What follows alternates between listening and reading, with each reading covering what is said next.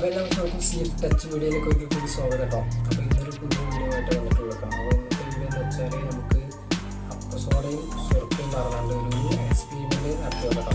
അത് വെച്ചിട്ട് അപ്പോൾ ആദ്യം നമുക്ക് ഇതിലേക്ക് അപ്പസോഡ